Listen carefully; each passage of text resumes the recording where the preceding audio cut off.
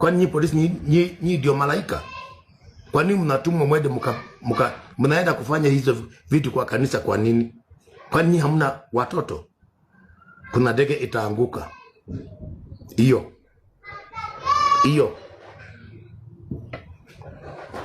It is so sad. Wachai wako na sijaona wakiguzwa na mtu.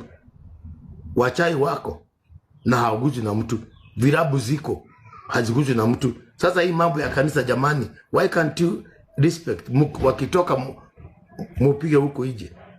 Hata pastor mwenyewe analia machozi sababu ya hizo vitu mnatupa. Either ni nani ametupa ama ni nani ametupa. Sometimes muheshimu kanisa. Na nyinyi wanasiasa, fugueni kanisa yenu. Fugueni kanisa yenu mwende huko kwa devil worshiper. Huko mnaabudu. Fugueni kanisa zenyu. Wanasiasa, fugueni kanisa zenyu.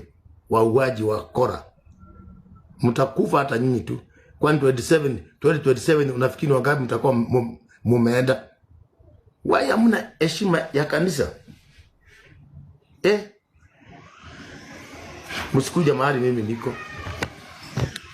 Na bado kabla hiyo 2027 kuna kitu kitawashangaza. Naongea kama mtume. Kutakuwa na kitu kita happen Kenya kitawashangaza. Andika tarehe za leo ni 26. Ni 26 mwezi wa kwanza 2026. Before hapo kuna kitu kitatendeka kitashangaza.